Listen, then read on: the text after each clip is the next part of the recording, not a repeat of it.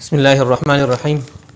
عزتمندو کتونکو، نن موږ د ناظم اعلی وحدت المدارس اسلام پاکستان امیر اشاعت التوحید و سنت ذل الصوابی هغه سره ملاقات کو او دا غین ست پوسونه دی هغه کو ان شاء الله العزیز د مختصر وخت کې واغ ان شاء الله موږ مناسب جوابات راکړي.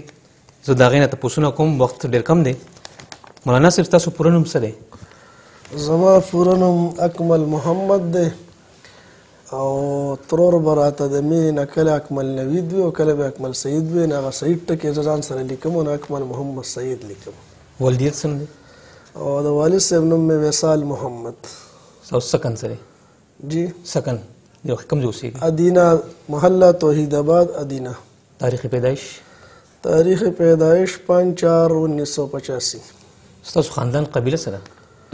خاندان خو موږ د ادینه کلي داسې متوسط طبقې والا پښتانه یو، کوم چې یوسفزی باندې یادېږي. په یوسفزی کې بیا لاندې موږ رزړ یو، رزړو کې مانیزي یو، مانیزو کې بیا سیبتخیل یو. ستاسو ماشومان تعداد څومره دی؟ زما خو دوه وړې دي. مشره سپورا نومې دی، سپورا سعید، او دویمه وړه ده د هغې زنیره سعید نوم دی. څه مصروفیات دي؟ خو لا ډېرې ماشومان دي، وړې دي. ماشومان کوم ځای تېر کړی؟ په خپل کلي کې. ابتدایي تعلیم تاسو کوم ځای نازل کړی؟ ابتدایي تعلیم زمونږ د پخوا د ضیاء الحق د دور نه په دې جوماتونو کې به مکتبونه به ورته وي، سکولونه به زمونږ چې کوم آبایي محله وه. موږ خو بیا وروستو حاجیخیلو محله ادینه کې اوسېدو. نو د آبایي محله چې وه کومه د نیکه د وخت نه محله سیبتخیل، جامع مسجد سیبتخیل کې مکتب و، سکول و. په هغې کې اول دویم دریم نه واله دغسې څلورم پنځمه پورې ویلی دی. بیا د پنځم نه پس ګورنمنټ های سکول ادینه کې ویلی دی. د هغې نه پس اف ای چې کړې وه نو هایر سیکنډري سکول اسماعیلیانه. د هغې نه پس بیا آی ټي کې مې داخله کړې وه شاه منصور ټیکنیکل کالج کې. هغه مې نیمه کې پرېښود او بیا مدرسې ته لاړم. کم کم مدرسو کې تاسو تعلیم حاصل کړی؟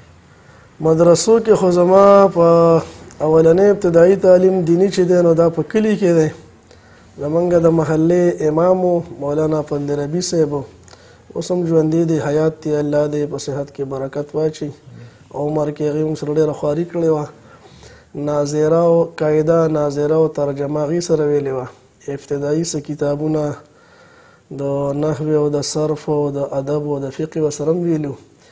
بیا د هغې نه پس زمونږ د دین حافظ صاحب شیخ القرآن مولانا لطف الرحمن صاحب هغې زمونږ په ژوند هم ډېر اثر دی او د هغې په د فکر جوړولو کې، نظریې جوړولو کې هم ډېر زمونږ په ژوند باندې اثر دی او تقریبا ډېر متاثر هم د هغې نه یو. هغې موږ سره ډېره خواري کړې ده. د هغې نه هم ډېر کتابونه ویلي دي او تقریبا 9 ځله ما قرآن ویلی. د هغې نه پس بیا د هغې په خوښه باندې جامع فتح العلوم شوه کې ما داخله کړې وه. د ثانیې نه والې موقوفلې پورې څونه سبقونه چې ما ویلي دي نو ټول په جامع فتح العلوم شوه کې ویلي دي. د هغې نه پس بیا دورې حدیث پنجپیر کې او تخصص پنجپیر کې. بس د دوه ځایونو کې ما فنون او حدیث ویلي دي، بل ځای نه دي ویلي. قابل قدر اساتذه کرام څوک څوک دي؟ قابل قدر اساتذه کرام خو چې تعلیمي تسلسل په حوالې سره ووایم نو اولنی په هغې کې شیخ القرآن مولانا حافظ لطف الرحمن دینوي صاحب د سترګو نابینا او ډېر لوی شخصیت و. او دغه مولانا فضل ربي صاحب او دا د کلي. او بیا د هغې نه پس شیخ القرآن والحدیث مولانا امداد الحق حنفي مدظل العلي، د هغې ورور شیخ القرآن مولانا انوار الحق صاحب. د هغې نه علاوه مفتي ادریس صاحب، مولانا قاري راحت الله صاحب او داسې نور هم ډېر. او د تفسیر په باب کې استادان چې دي نو په هغې کې شیخ القرآن مولانا لطف الرحمن صاحب، د هغې نه پس بیا شیخ امداد الحق صاحب، د هغې نه پس بیا د شیخ امداد الحق صاحب په مشوره باندې شیخ ولی الله کابل ګرامي شهید رحمت الله علیه، او د هغې نه پس شیخ القرآن مولانا غلام حبیب هزاروي صاحب او شیخ طیب حفظه الله. د ټولو نه اولنی دورې تفسیر بهر چې ما کړی ده د کلي نه د شاه منصور ټیکنیکل کالج نه زه دلته راغلم. اولنی دورې تفسیر مې بار دغه وه، شیخ القرآن مولانا محمد طیب طاهري مدظل الله هغې نه مې کړې وه. او د حدیثو په باب کې استادان چې دي نه خو مفتی سراج الدین حفظه الله، شیخ محمد عبدالجبار حفظه الله او داسې شیخ تاج برخان رحمه الله. د هغې نه علاوه چا نه چې سبق نه دی ویلی اجازت راته میلاو دی. نو په هغې کې شیخ الحدیث مولانا عبدالله چارباغي صاحب اجازت حدیث ته ماته میلاو دی. شیخ الحدیث مولانا محمد عمر صاحب د سوات او شیخ القرآن الحدیث مولانا سعید الرحمن صاحب وګي خطیب صاحب د هغې نه ماته اجازت میلاو دی. شیخ تاج برخان صاحب او داسې نور ډېر. په طالب علمه کې بهترین ملګری څوک تا سره؟ په طالب علمه کې خو که زه ستاسو ته ووایم نو ډېر عجیبه سوال دی دا. زما خو په طالب علمه کې طریقه دا وه چې تعلق او یا چا سره رابطه د هغې نه ډېر لرې پاتې شوې یم.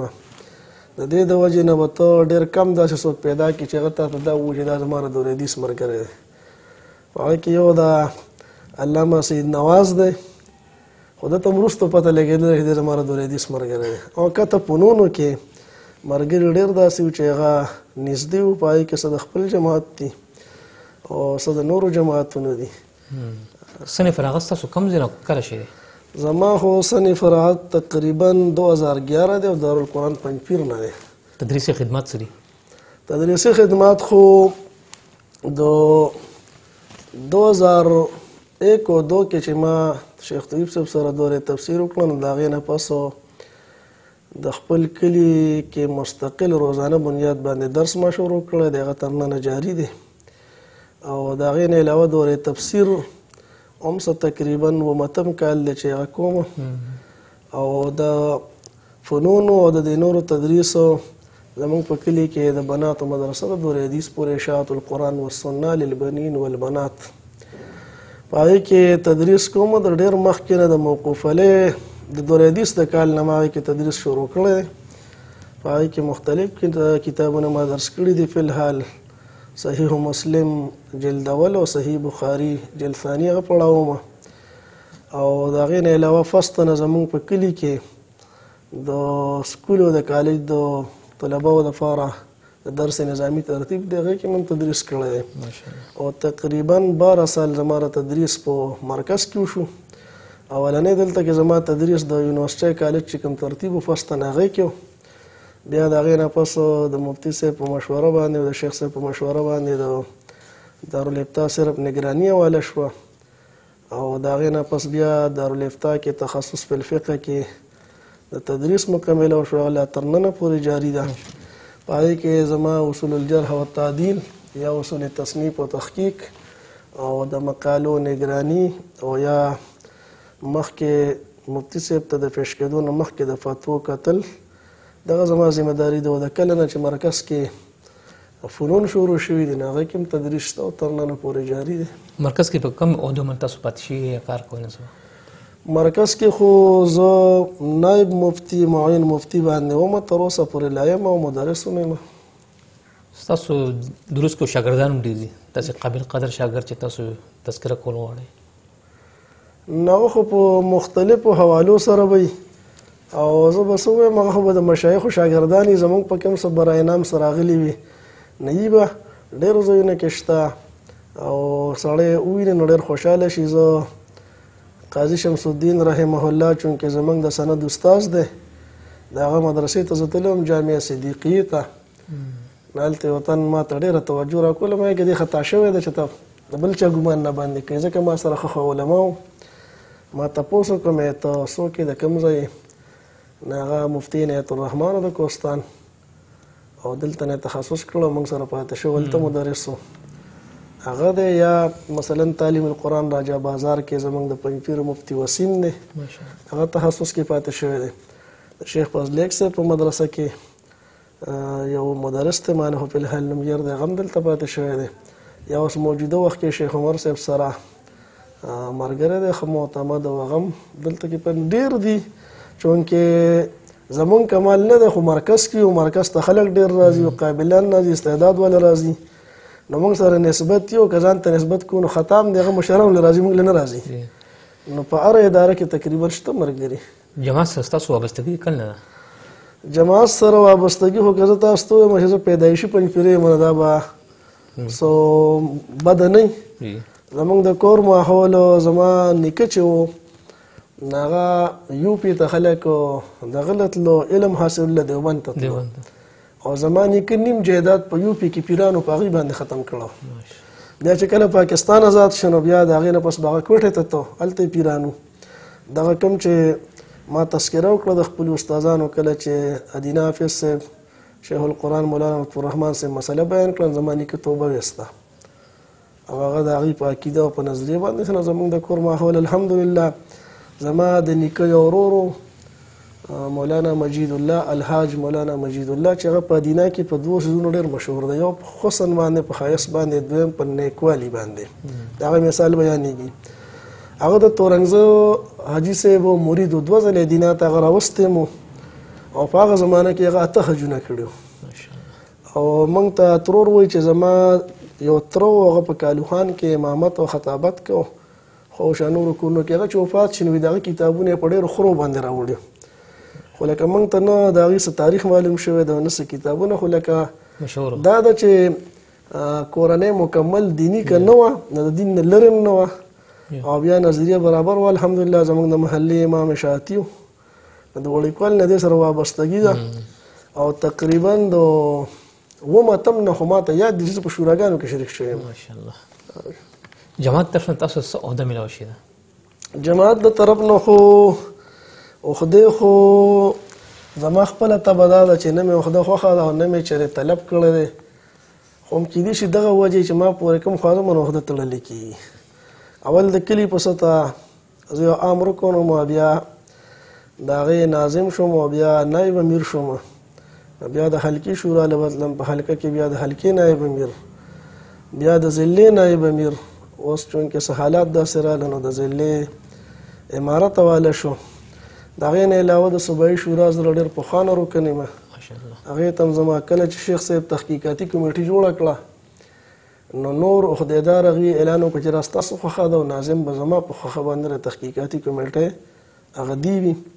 او کله چې د وحدت دا مسله اوله شروع شوله بورډ نو صرف مدارس منظم کولو اولنۍ شورا کې زه هسې شریک شوم په خپله مینه باندې او د هغې نه پس بیا شیخ صاحب نه هغې مطالبه کړې وه چې ستاسو شرکت خو ګران دی چې تاسو موږ لارې میټینګ ته راشئ نو ستاسو له طرف نه څوک نماینده پکار دی. نو شیخ صاحب د خپل طرف نه زه نماینده ورکړی وم او کله چې وحدت بیا بورډ شو نو د هغې ناظم اعلی اولنۍ زه وم بیا چونکې زما تدریسي مصروفیات و زما مینه او شوق هم تدریس او تصنیف سره دی نو د هغې نه د مشرانو سوچ هم برابر و چې یاره دی دغه لین کې خوشحاله رانه هغې ته شو بیا څه حالات داسې راغله چې دوباره رالو او اوس هم هغه خبرې چې زما کوم د شوق دي موقوف دي خو د مشرانو خوښه په دې کې به کار کوو. جماعتي رکن سره چې تاسو ملاقات کوئ نو لومبې تپوس څه کوئ؟ جماعتي رکن سره خو چې ملاقات کوم نو عادت مې دا دی چې تپوس وکړم د کوم ځای او بیا په کوم ځای کې مثلا ستا په کلي کې تنظیم شته او نشته او مشرانو سره جوړ څنګه دی د هغوی په نګرانۍ کې کار کوي او که نه کوي ځکه د نن دور علمیه دا ده چې هر کشر را رسي نو هغه بیا د مشر عهدیدار نه لږ باغي غوندې نو بس دغه مې عادت جوړ شوی دی دا تپوس هر ځای کوم. جماعتي رکن چې ووینم ستاسو جذبات څه دي؟ جماعتي رکن چې ووینم نو داسې جذبات مې که هغه کشر وي لکه چې خپل بچي ووینم او که مشر یې نو د پلار نه راته کم نه ښکاري. ستاسو خیال کې دروس د قرآن بهترین ذریعه څه کیدی شي؟ دروس د قرآن چې ترویج وشي تشهیر وشي خور شي دا د دروس قرآن د ترویج خو زما خپل فکر او نظریه دا ده چې کله په مدرس کې اخلاص او د انداز د درس محفوظ او د خپلو مشایخو په طریقې کار باندې دی کاربند و بیا که دی اس آله او اس ذریعه استعمال نه کړي نو به د در اواز دنیا ته رسي خو چې کله خودنمایي او د مشرانو طریقه پرېښودلو او ذاتي یو علمي توافق او برتري خلکو ته ښولو او یا مثلا انداز د تنقید هغه محفوظ نه نو که دی هره ذرایع استعمال کړي نو هغه به د دروسو دپاره خایل جوړېږي د خورېدو لار به بندي خو مخکې باندې به نه ځي. تصنیفات تصنیفات خو زما څه داسې دي چې هغه مطبوع دي او څه غیر مطبوع دي او په هغې حواله خو زما کار هم ډېر ناشنا دی چې کله په درېیمه درجه کې وم نو د مصباح الدین صاحب مولانا مصباح الدین ملکپوري شهید رحمت الله علیه دغه کتاب الصاعقة المحرقه پښتو کې نو بس زما شوق او شوق مې هغه ما په اردو کې ترجمه کړی مو د هغې د هغه وخت سره مناسب سره که څوک وکړي نو پته هم لګي چې هغه انداز ډېر سطحي دی. ما څه تخریج هم کړی. دویم کتاب یې دس البعات العالیه فی تحقیق کرامات الاولیاء په هغې باندې ما اردو ته ترجمه کړی او څه تخریج کړی. د هغې نه علاوه د شیخ حمدالحق صاحب یو کتاب عورت کی حکمرانی په هغې مې څه اضافې کړی کار کړی. بیا د جماعت په حواله اولنی کار چې زما و نو مشهور بریلی عالم دی مولانا احمد سعید کاظمی د هغه کتاب ما لیدلی و نوم خو رانه اوس هیر دی. په هغې کې په علمای دیوبند باندې اعتراضونه کړي او د هغې یې ډېره سپکه بیان کړې وه. نو په هغې کې څو اعتراضونه په شیخ حسین علي رحمت الله علیه نو ما د هغې جواب لیکلی و رساله کې شایع شوی مو اکمل البیان لرد مکاید الشیطان. هغه جواب ما کړو. د هغې نه پس ما چې کوم کار شروع کړو تقریبا دغه بیا زه 5مه درجه کې هم تقریبا هغه شیخ القرآن اور موجوده سیاست شیخ القرآن د موجوده سیاست ته په کوم نظر باندې ګوري جمهوریت دغه په نظر کې څنګه دی او هغه په ملک کې کوم سیاست رایج کول غواړي او څنګه اسلامي نظام جوړول غواړي هغه هم څه په رساله کې شایع شوی دی او ابتدایي مباحث چې کوم د موجوده نظام د تردید طریقې کار د شیخ القرآن اب پوره دی. خو شیخ القرآن یو حکومت فاضله څنګه جوړوي په ملک کې د عملي سیاست کې برخه نه اخلي دغه حساب باندې لا کار شروع دی او تقریبا هم دغه کتابو چې د هغې د وجې نه زما شیخ طیب صاحب سره تعلق پیدا شو او هغه زما دلته تقریبا زما په خیال د راتلو سبب ګرځېدلی دی. د هغې نه پس خو بیا تفسیرة الناظر یو کتاب دی د کراچۍ مفتی رفیع عثماني صاحب الله دې معفور او مرحوم کې وفات شوی دی. هغې یو فتوا ورکړې وه چې شیخ القرآن دیوبندي نه دی نو ما د هغې جواب لیکلی ډېر د ادب په ژبه باندې تفسیرة الناظر علی ناقد الامام محمد طاهر او دغه زما د تخصص کالو د دغه کتاب په وجه باندې ما ته استاد محترم مفتی سراجدین صاحب مقاله ماپ کړې وه چې دا ستا مقاله شوه. د هغې نه پس بیا نور هم ما کار پرېښی نه دی. اثبات عقاید کا اصولی طریقې کار عقیده په څه ثابتېږي طریقې کار څه دی او اذان قبر کا تحقیق جایزه دا د منظور نعمانی صاحب یو کتاب و د هغې مې تحقیق او تخریج کړی دی او نور هم داسې دي چې لا څه زیر طبع دي او څه مطبوع شوي هم دي نو ټولو نومونه اخیستل به راته ګران دي. داسې تصنیف چې هغه باعث تکلیف ګرځېدلی تاسو ته ټینشن جوړ شي داسې تصنیف چې د ټینشن سبب ګرځېدلی نه هغه خو دا تفسیرة الناظر چې ما ولیکو نو چونکې هغه سړی ډېر غټ و او د هغه یو ډېر وزن لحاظ سره که باډي لحاظ سره نه د دنیا کې د شهرت لحاظ سره مو د علم په لحاظ سره موږ د چا سپکاوی نه کوو. هغه ته مفتی اعظم ویل کېده مفتی اعظم مفتی محمد رفیع عثماني صاحب هغه چې عمارت وکړو نو هغې یو اور ولګاو په دې مخالفو طبقاتو کې چې یو دونه وړوکی سړی راپاسي او هغه په یو دونه غټ سړي کلم اوچتوي نو د هغې ما دغه جواب کوم چې که زما او د ده تقابل کېږي نو ټیک د زه به وړوکی یم او دی به غټي خو چې کله موږ د شیخ القرآن او د مفتی رفیع عثماني تقابل وکړو نو بیا په دې کې اړو نسبت نشته. هغې نه ما یو جواب کوم چې که دا توهین او یا ګستاهین او مفتی تقي عثماني صاحب چې کله د دور حدیث طالب و هغه د مولانا حسین احمد مدني په رد کې رساله لیکلې ده نو اوس چې موږ مولانا حسین احمد مدني صاحب ته وګورو تقي عثماني صاحب ته وګورو فرق دی نو ډېر غټ فرق دی پکې.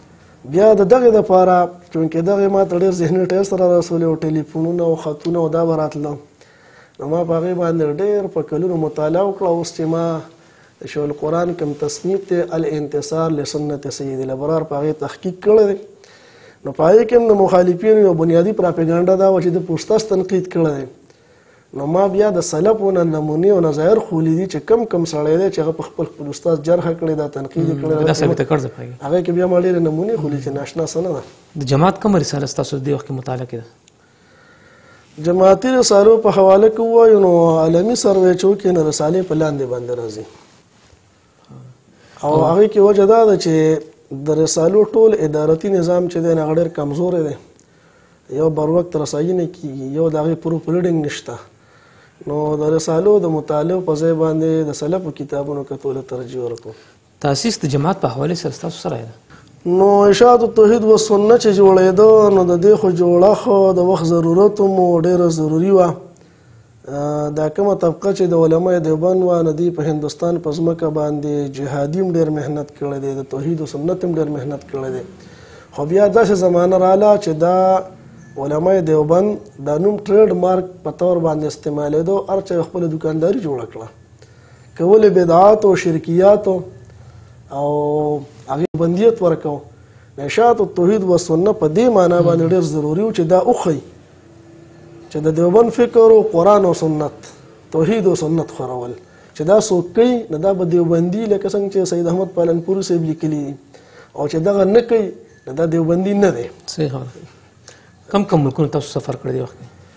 ما خو صرف تر اوسه پورې د عمرې دپاره لومبی سفر کړی دی، دغه تېر اوس یو میاشت نیمه مخکې، نور چېرته مې سفر یې نه دی. سفر کې څه تکلیف پریشاني تاسو ته ورسېده؟ الحمدلله خو د عمرې سفر و ډېر مبارک و بختور و، او تله ډېر د خوشحالۍ و، او واپسي تر اوسه پورې د افسوس ته او د خفګان ده.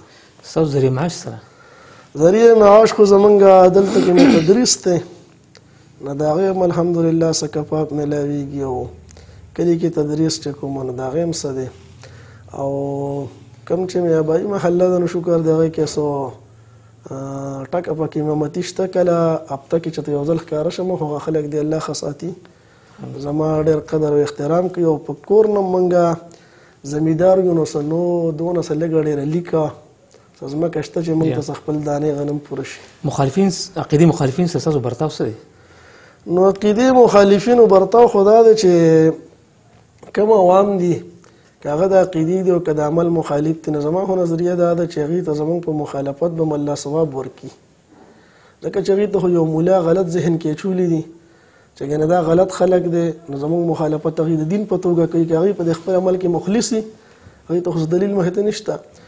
باقي علما دي نو هغې سره خو اختلاف کړه، دلیل په بنیاد نه دا قابل برداشت هم دی، او دا د تنقید د حدودو په دنه او د هغې په چوکاټ باندې دا خو هر چاته حق حاصل دی، خو چې دا تر دلیله پورې محدود شي. د نن دور چې کومې دي چې د کردار کشۍ اختلاف او د یو بل د رسوا کولو او د خندا کولو، نو دا مې په طبیعت باندې ډېر زیات بوج کېږي، او د دې په حق کې نه یم. میوه کې کوم میوه ستاسو ډېره خوښه ده؟ نو دا خو مې ورشته سوچ نه دی کړی، زما خو په خوراکونو کې داسې څه شی به نه وي چې هغه مې ناخوښه، او تقریبا میوو ته خو مې سوچ نه دی کړی، او په دې نورو کې مې سبزی، لکه طعام کې سبزی مې خوښې دي. رنګونه کې کوم رنګ ستاسو ډېر خوښ دی؟ نو رنګونو کې خو زه لږ داسې یم چې یو پېره زه دلته اول ورځ تدریس کې ناست وم کمره کې، نو شیخ صاحب راغی، هغه یو خبره وکړله، خندا هم وه. مولوي صاحب کسان د دنیا کې د انسانانو یو څو قسمه دي، مې څنګه یو هغه دي چې د ځان خیال ساتي، هم د چاپېره ځای خیال ساتي، او دویم هغه دي چې د چاپېره ځای خیال ساتي خو د ځان څه خیال نه ساتي، او دریم هغه دي چې نه په ځان څه کاري نه په چاپېره ځای څه کاري، بس هغه خپل چې کوم مقصد یې ګرځولی دی. ما ورسره وخندل، معجزه کم یو کې یم، نو هغه ما ته وویل چې ته په دغه دریم کې چې په هېڅ دې پروا نه، خو بس کتاب دې مخې ته نیولی د مطالعه کې.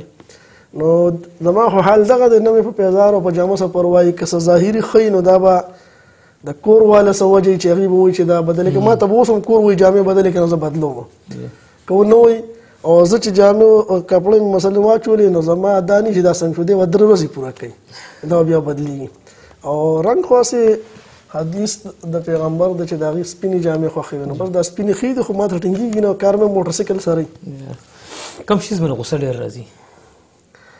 نو دا سوال خو که نه شوی نه خبره، زما خپله ژوند اصولي خوښ دی، بې اصوله نه، او تهذیب ژوند او د آدابو ژوند بس هره بې اصولي کوي، نو هغه چې نه بس ما په هغې باندې بیا دونه غوسه کېږي، زما دا ویښته چې سپین شوي دي، دا د دې وجې چې زما موقف ډېر سخت اصولي، او په اصولو باندې هېڅ کمپرومایز نه، هغه ماله غوسه راځي، نو بس دا ویښته را غوسې د وجې سپین شو. څوک تحفه درکړي او ستاسو خوښه نه وي، څه وسره کوئ؟ زما خو طریقه تقریبا دا ده چې د دې مشرانو د تربیت داسې راکړی دی چې تحفه خو د هر چا قبلومه، چارې رات کومه نه، او چې تحفه واخلم نو که مې خوښه او که مې نه خوښه غالب او اکثر داسې کومه چې بل څوک صحیح کوم هغې له ورکوم کور ته نه وړم چې د دې دا عادت جوړ نه شي چې مولیا دې خامخا برباره سره وړي.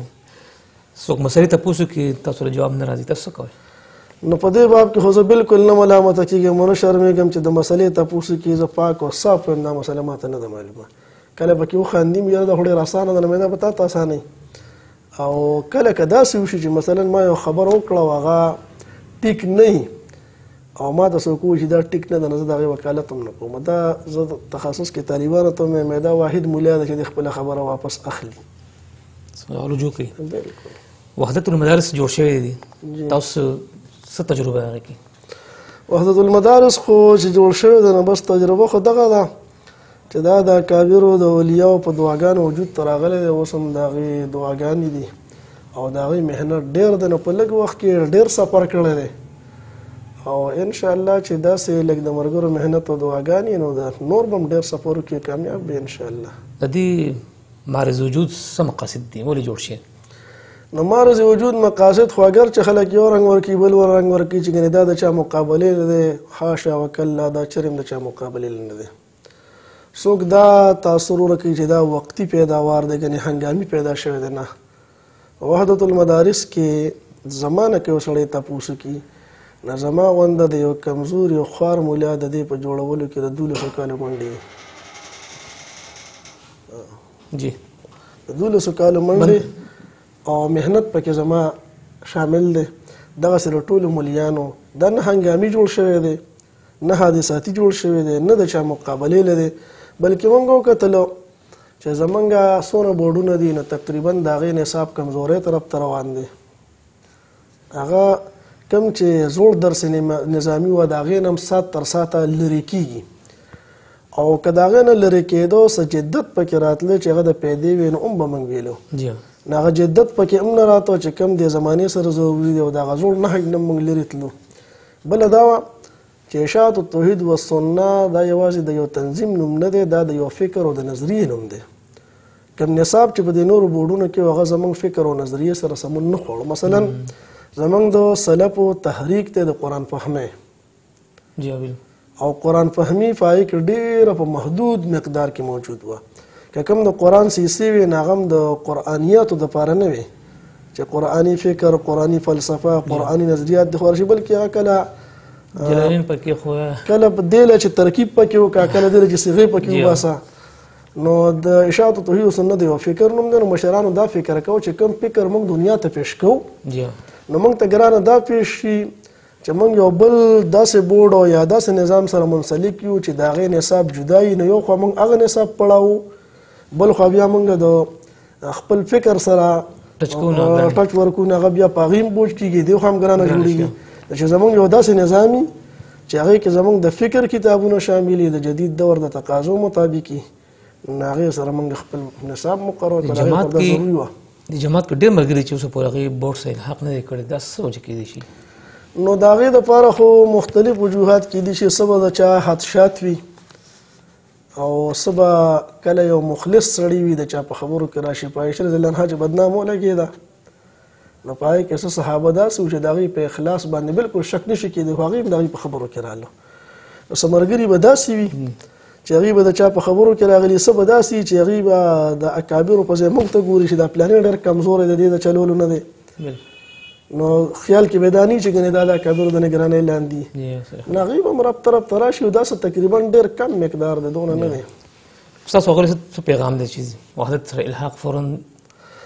زما خو دغه دی چې یو خو د هغې ادارې دي نو ادارو سره خیانت هم نه دی پکار او بل جماعت ته جماعت سره هم خیانت نه دی پکار. دا اداره د وحدت د لویو لویو اکابرو د مشرانو د هغې خلکو په نګرانۍ کې ده چې په هغې باندې موږ د عقیدې په باب کې اعتماد کوو د عمل په باب کې په اعتماد کوو چې کله موږ په دغه دوو خطرناکو بابونو کې په هغې اعتماد کوو نو په دې باب کې ولې موږ په هغې باندې اعتماد ونه کړو؟ ستاسو مستقبل کې څه سوچ دی وحدت چې مخکې ترقي موجود؟ نو مستقبل کې خو که په دې رفتار باندې وحدت روان او د ملګرو اخلاص په دې پیمانه باندې او د مشرانو توجه هم داسې نو په مستقبل کې موږ وینو چې دا وحدت به په ملک یو امتیازي اعلی او بهتر بوډي د دې د مقابلې به بل نه وي. مزید پروګرامونه پکې تاسو ایډ کوئ ان شاء الله؟ ان شاء الله چې کېږي. تاسو که چېرې پاکستان وزیر اعظم جوړ کړی شي ستاسو ترجیحات څه؟ نو دغه خو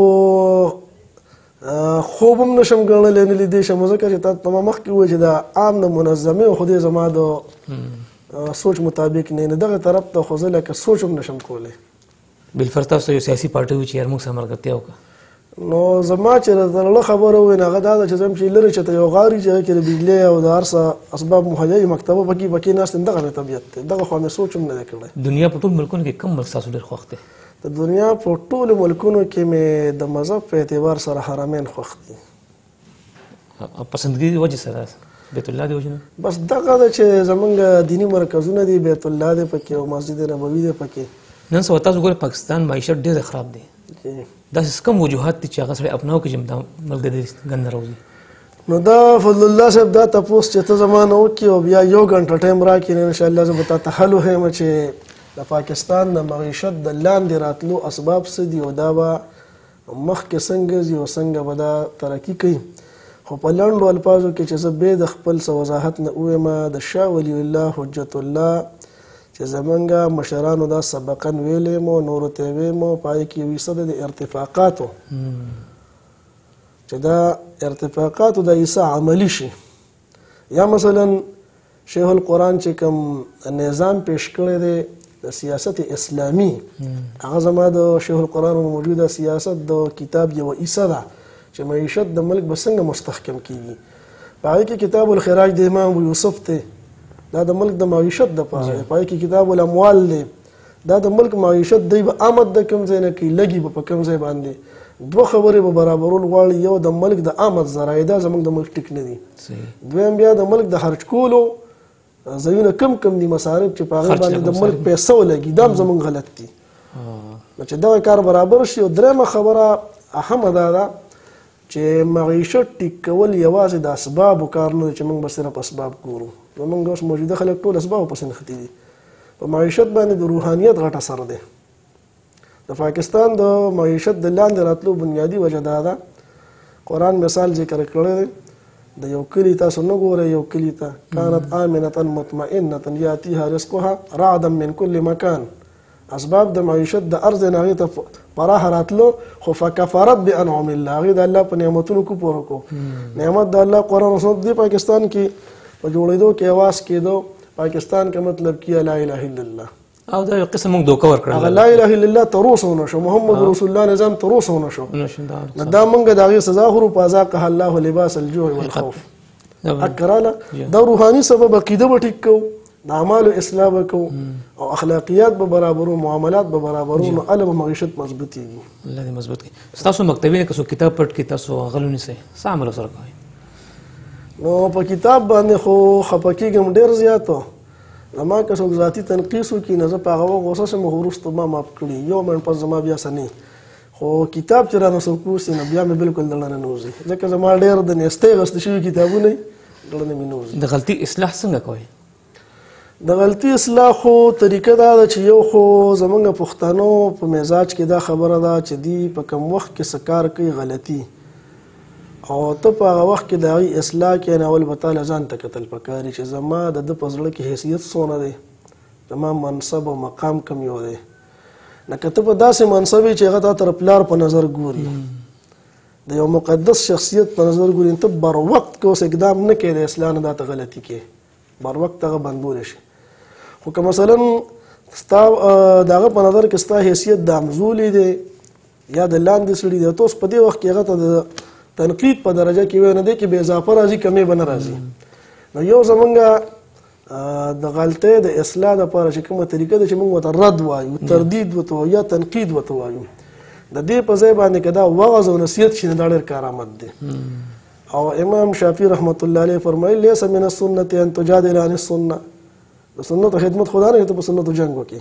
او که موږ داسې وکړو چې په ځای د دې چې موږ په دې لوډ سپیکر تنقید کوو، تردید کوو د یو سړي، او هغه موږ یو خو داسې مبهم انداز کې دی لکه پیغمبر وی چې ما بالو اقوام یفعلون کذا و کذا، څه قومونه دي چې هغوی داسې کوي، داسې تعیین نو خو زمونږ د اکثرو موجوده علما طبقه چې کومه ده د هغې تنقید داسې وي چې هغې کم ته ابهام وي هغه د تعیین نه زیات تخصیص پیدا کوي. بالکل مخاطب ته پته لګي چې دا څوک یادوي.